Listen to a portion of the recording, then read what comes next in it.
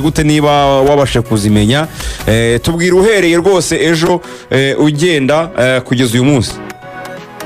Murakoze cyane munahereye ahantu heza reka mpere tugiye guhaguruka kuko sibye twebwe kuba nk'abanyamakuru yari njyewe ndetse nandi kumwe n'umutasirikari ngira ngo nitwe banyamakuru twahagurutse ku munsi w'ejo. Impamvu mbigarutseho nuko hari inkuru reka nsubira inyuma yasohotse ubwo ikipe ya Rayon Sport yajyaga guhaguruka ku kibuga cy'indege mpuzamahanga ari i Kanombe. Hari abakinnyi ba Rayon Sport bagera kuri 5 bagonzwe n'ibyangombwa passport de service zabo zari zitaraboneka. Kuba zitarabonekeye igihe rero bituma urugendo rwabo rusubikwa kujyana n'abandi, biba ngombwa ko bahaguruka bukeye bwaho kuwa kane.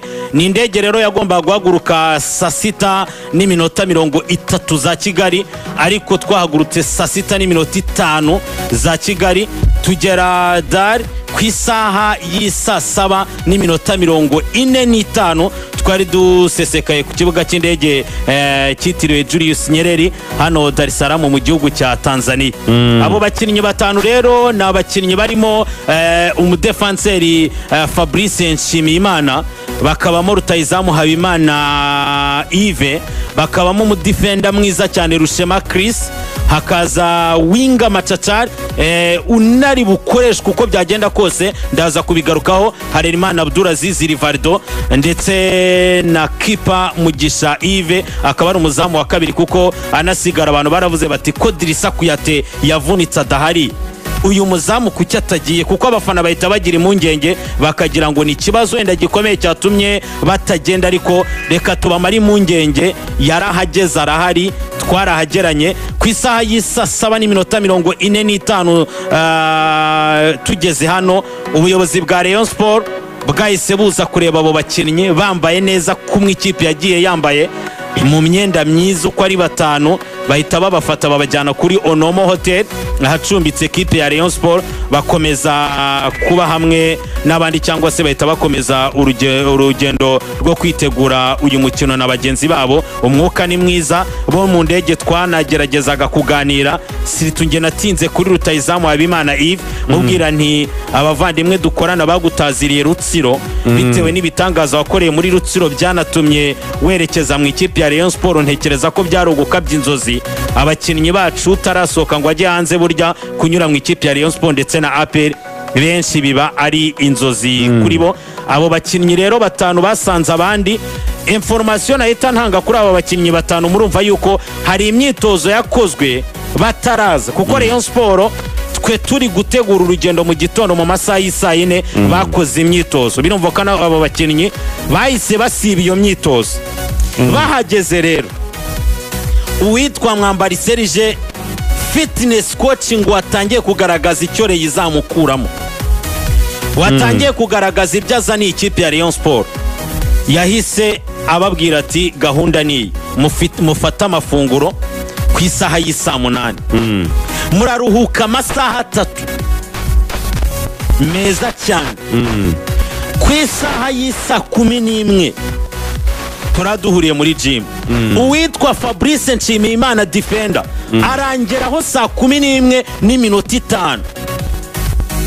Nyuma gato y'isaha singira uwonza kubaza ngo ko ntamubona aracyari mu cyumba, mbe mbareba mwegereye ku muryango wa gym umwana agezemo, namwe muhite mufatiraho. Bivuga ngo Fabrice yinjiye mbere. Hari uko umutoza wa fitness yajya kurikirana amakuru yamwifuzaga mbere y'abandi,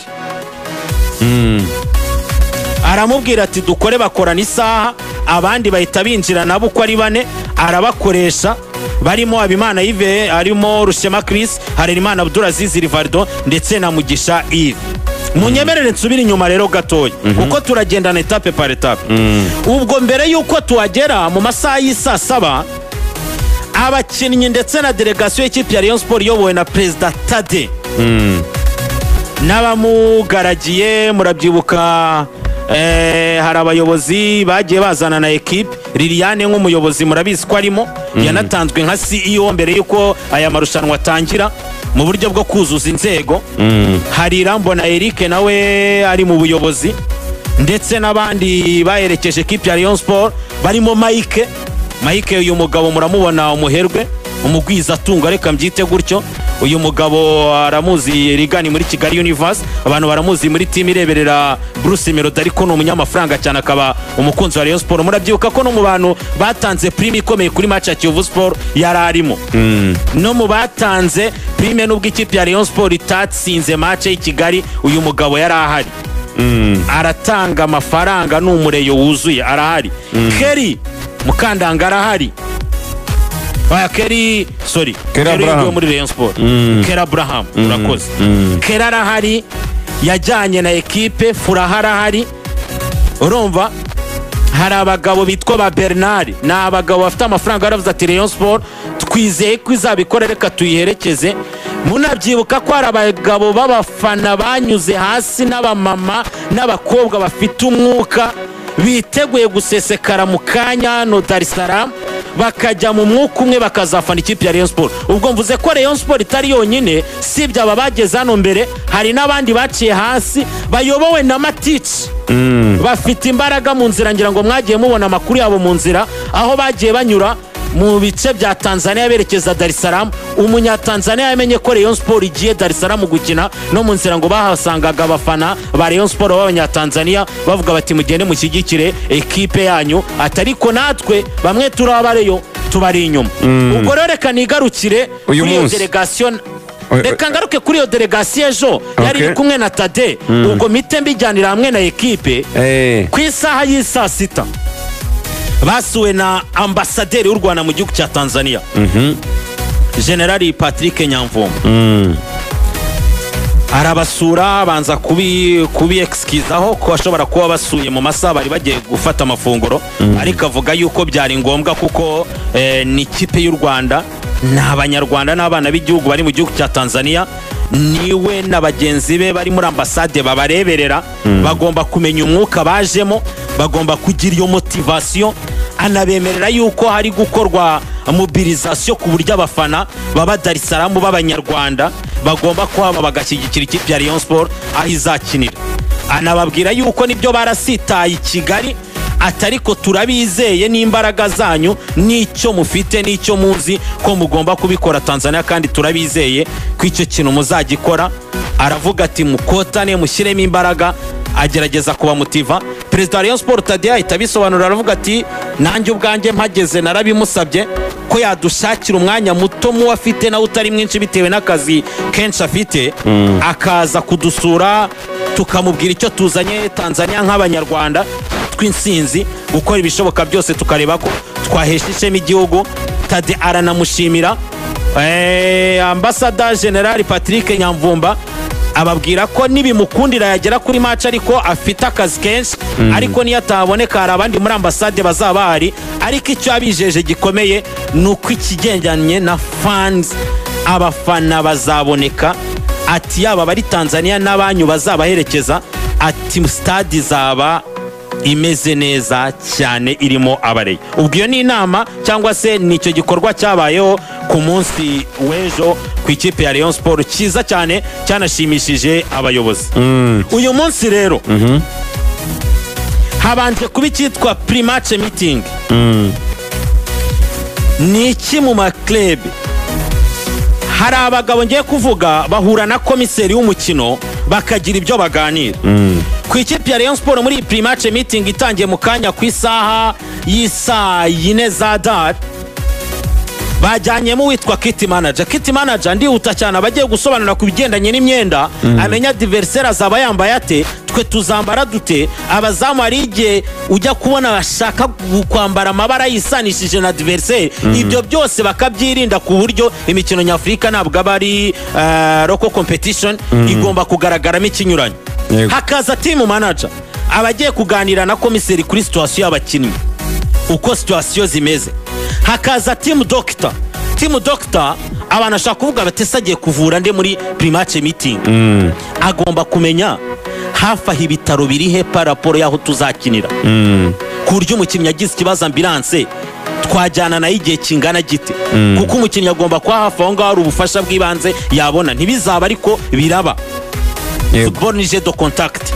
Hakaza media officer ni Ngabo Robin, abagiye kutubariza nka timu y'abanyamakuru iri hano Dar es Salaam yaherekeje ekipe ese accreditation bazazibona zite? Ese abafurima barabyemerewe kuko azamizerekana match? Niba batabyemerewe bizagenda bite kugira ngo babone amashusho? Yego. Ese kwinjira ku kibuga accreditation bimeze bite? Ese niyihe nizembago abanyamakuru batarenga bimeze bite kuri Chamazi? Ubwo ibyo ni ibindi byabaye ku mugoroba. Rero nihuta cyane, hari imyitozo ya nyuma y'ikipe ya Rayon Sport, mwana bigarukagaho match zaba ku isaha y'isa 12 za Kigali, akaba ari saa moya za hano Dar es Salaam. Bazakinira Chamazi, ku kibuga gisanzwe gikoreshwa n'ikipe ya Zamu FC. Gahunda uko zimeze saa 12, oya saa 2 n'igice, saa 2 n'igice abakinnyi bari babyutse kuri ono hotel y'ikipe ya Rayon Sport icumbitse. Mukanya saa 6 n'igice za Dar barafata amafunguro kuri ono hotel basubire kuruhuka. Turaguruka hano Dar saa 11:45 twerekeza Chamazi. Ni urugendo rw'isaha, turi bugero saa 12:45. Nyuma y'iminota 15 saa moya zuzuye imyitozo officiel iraza gukorwa n'ikipe ya Rayon Sport. Iyi kipe abantu baravuga batwenda utsinze muri byinshi, ariko se ndani kwa ndani mu kiwanja ikipe ya Rayon Sport imeze ite? Ikipe ya Rayon Sport yakoze imyitozo ku munsi w'ejo ku isaha y'isa 4 za Dar es Salaam, ubwo ni mu masaha y'isa 3 za Kigali. Ekipe yagaragayemo Emery Bayisenge, nkuko mwagiye munabigarukaho, we yarari tayari yabonetse mbere y'abandi. Imyitozo y'i Kigali yarayikoze mbere yuko bahaguruka, ari kuitwa Bigirimana Abed. Nyibutse uko rigana mwita bamwita uriya muhungu y'ifizi bamwita Bigirimana Abedi Lokando. Kuko ndashaka kuzajya nsobanura, ari kuno bagize imana manu kuvuga uti Lokando no mpira Bigirimana Lokando. Buri wabo n'ahantu bita ifizi. Bariya muri Kongo bagira n'ibintu bita nyine by'amoko nyine. Bariya n'abana bavuka mu bwoko bw'ababembe babaza umupira mwinshi cyane. Bavuga ko na ba Diamond ari cyo gice begereye, n'abantu bagira tara cyane babazi kuririmba no gukina umupira. Babaturiye n'inyanja hariya kabisa ku buryo baba barya amafi cyane. Buri wa Jabedi mu biryo akunda ntiyabura kukubwira gafi n'ubugari. Abedi Lokando. Uyu musore Lokando rero ariteguye cyane, imyitozo ayikoze neza perfect. Ajya muri dueli, ajya mu kirere kwa kunda tinda mu bicu, umupira akawutegereza. Aravuga ati imipira y'imiterekano sibye kwa ku makuru ari Youssou Diagne agomba kugaragara mu kibuga. Amahirwe menshi we na Emery Bayisenge ko twagarutse ku kintu kigendanye na taye. Rayon Sport Kigali yabonye uburyo burindwi bw'imipira y'imiterekano, ndavuga na makona n'amakufra meza bateraga, hakabura umuntu ushobora kudepoza umupira mu izamu. Witwa Youssou Diagne ubushize muri sezi ishize atsinze ibitego 4 by'imipira yo mu kirere. Emery yatsinze igitego mu bitego amaze gutsinda muri Rayon n'igishaka kibe kimwe, ni igitego cy'umutwe mu kirere. Aba bakinnyi ubashyize Abedi tuzi yuko ategerereza mu kirere umupira utitaye ku ndesho ye, nawe n'umukinnyi ngo yakoreshejwe muri ubwo buryo cyane ku munsi w'ejo. Bivuga ngo umutoza atangiye kwitegura buri detaye yose yatuma acyura umukino. Ese sibye kuba muri open play twaba beza, ariko se ku makude pieza leta ni turi tayari? Ese defense ni ikeneye umuyobozi nka Youssou Diagne? Ese Emery Bayisenge kuri experience ntabwo akenewe? Izo detaye zose nizo umutoza ari gufunga. Imyitozo yarakozwe ku munsi w'ejo, indi irakorwa kuri uyu munsi ku ikipe ya Rayon Sport. Umva ko Emery yagarutse ameze neza, Beta ameze neza, udahari n'ubundi n'abakinnyi batajyanye na ekipe, Dirisa Kuyate ndetse na Rutayizamu Ndikumana Asman bagize ibibazo by'imvune. Abandi bakinnyi bose barahari, umwuka ni mwiza. Abakinnyi bafite icyitwa motivation.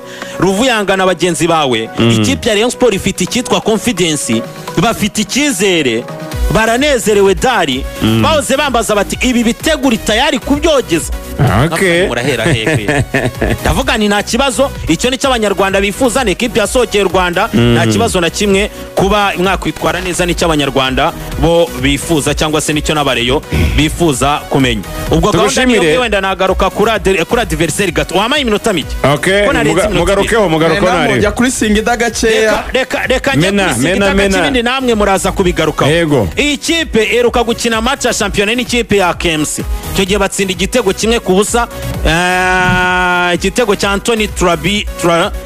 Uyu musore bamwita Trabi ariko ni Anthony Trabi ariko bakarina bakavuga